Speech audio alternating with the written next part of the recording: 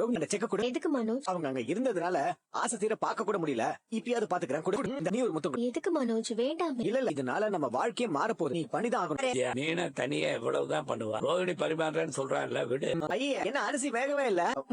ஆமா வர வரன்னு இருக்கு. ஏடி ஒழுங்கா சமைக்க மாட்டியா? எல்லா நாளும் சரியா வந்துருமா? 1-2 நாள் அப்படிதான் இருக்கும். மீனா, என்ன வேற அரிசி வாங்கினியா? இல்லங்க, அதே அரிசி தான். இல்ல என்ன ஒரு நாள் தானே சாப்பிடுங்க. இதெல்லாம் ஒரு பெரிய ப்ராப்ளமே இல்ல. Don't worry. எல்லாரும் ஒரு 15 நிமிஷம் வெயிட் பண்ணுங்க. ரெஸ்டாரண்ட்ல இருந்து நான் லஞ்ச் கொண்டு வர சொல்றேன்.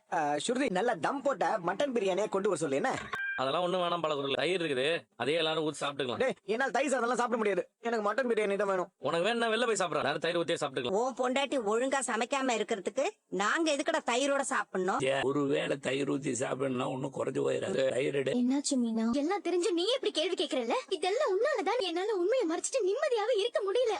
பிறந்து எங்க அப்பா ஒரு ஃபேக்டரியில வேலை செஞ்சுக்கிட்டு இருந்தாரு. என்ன கஷ்டப்பட்டுதான் எங்க அப்பா படிக்க வச்சாரு. நானும் நல்லா படிச்சேன். ஆனா வீட்டுல எப்பவுமே கடன்காரங்க கடன் கேட்டு வந்துகிட்டே இருப்பாங்க. அவ்வளவு கஷ்டத்துல இருந்தோம். நான் படிச்ச வேலைக்கு போய் அந்த கடன் எல்லாம் நான் கட்டணும்னு நினைச்சுக்கிட்டு இருந்தேன். அப்ப நான் காலேஜ் ஃபர்ஸ்ட் இயர் படிச்சிட்டு இருந்தேன். அந்த நேரத்துல தான் என் வாழ்க்கையில விதி விளையாட ஆரம்பிச்சது.